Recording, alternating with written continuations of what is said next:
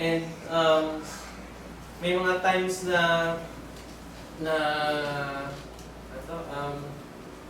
yung pagiging comfort sa sanlibutan ito, kumbaga nakakalimutan na natin eh. Kasi minsan mga kapatid, kung tayo ay comfort, parang lahat kaya natin gawin, meron tayong pera, kaya natin puntahan, lahat ng gusto natin, magagawa natin.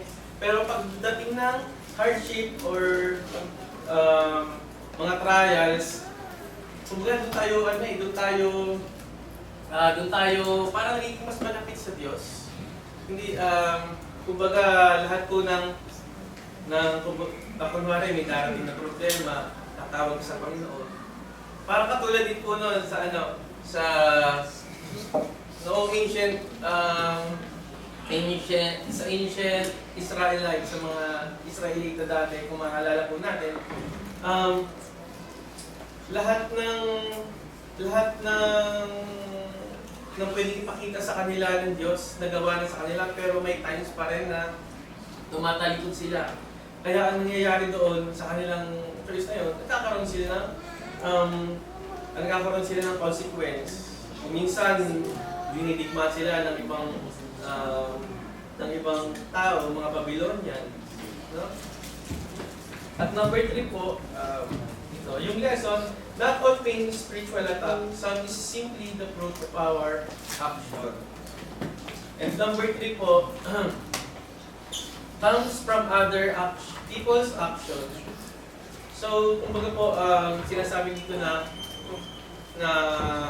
yung ating pag-struggle, problema, yun ay action na ibang tao, na tayo ay nadadamay, na tayo ay, kumbaga, nagkakaroon ng pagkakataon na tayo ay madamay sa kanilang mga ginagawa. The world is full of sin, injustice, and brokenness. Some cheats you, lies about you, and hurts you. This is not your fault, but it's affect you.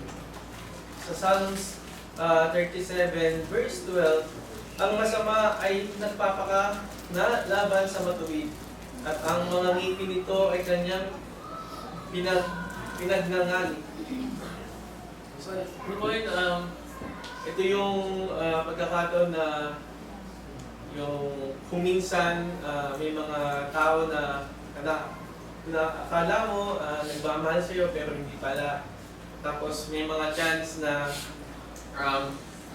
naglalakad ka lang sa kalsada, biglang may babangga sa'yo. No? Yun yung hindi mo inaasahan na mga pangyayari sa ating buhay. O kaya naka-aksidente sa mga mahal mo sa buhay, naka-aksidente sa'yo. So yun yung isang factors na nakakadama tayo ng hardship sa ating buhay. At number 4, trouble is caused by Satan. So, kung maaalala natin si Job, siya po yung isang the best example na kahit anong nangyari sa kanya, hindi siya bumibitaw sa pananampalataya sa ating Panginoong Diyos. The Bible is clear that enemy attacks people.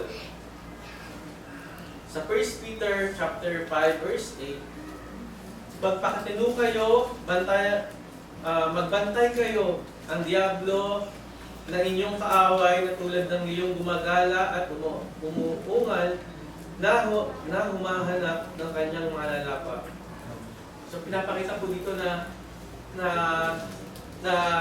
in times na tayo ay, in comfort times, huwag nating ibaba yung guard natin, palagi pa rin tayong active sa pananampalataya. Yung, kumbaga, kapag meron ka ng, komportable ka na sa buhay, kuminsan nakakalimutan na natin na magpasalamat sa Diyos, pagkagising sa umaga, matulog, nandiyan yung mga mahal natin sa buhay. No? Kung ano po natin si Job, siya yung uri ng tao na kahit anong nangyari sa buhay niya, nawalan siya ng anak, nawalan siya ng ari-arian, pero yung kanyang pananampalataya ay nandun ka din. Example nga po, yung kay Job suffering, mababasa po natin yun sa Job 1 and 2. At gusto kong ipakita sa bawat isa sa inyo, yung po sa ating lahat na yung blessings ni Job after nung trial niya. Sinasabi po doon, after nung trial ni Job, God restores his family. Ibinalik din pala ng ating Panginoong Diyos yung kanyang family sa pamamagitan noong meron din siyang bagong 10 na children. Katulad dati, buwan nung una, bago siya before ng trials, yung mga anak niya namatay. So after pala ng trials, nagkaroon ulit siya ng 10 anak, 7 sons and 3 daughters. These 3 daughters were described as the most beautiful in the land. Job lived 140 more years. And he saw 4 generations of descendants. Napaka-ano po na, no? Napakasarap na makikita mo yung 4 generations. Pero para sa atin, hindi na po eh. Parang first generation lang. No? Sobrang blessed na natin pag nagkaroon tayo ng apo sa tuhod. Si Job pala, ano ba to? Apo sa samong. Ako talampakan. So, ganun po yung blessing na ibinigay ng ating Panginoong Diyos, yung Job. After yung trials na yun. Died old and full of days, meaning satisfied, honor, and peace. At ito po, yung sa before nung kanyang trials, meron siyang 7,000 sheep. Oo. And then after nun, meron siyang 14,000 na ibigay sa kanya, so dinoble. Meron camels, 3,000, 6,000 naman camel after. Sa lahat po nung, pinuna ng Panginoon, sobra-sobra pa. Kaya, para sa atin, huwag tayong maging katulad ni Job na, katulad ni Job na ang ating pananampalataya ay matatag.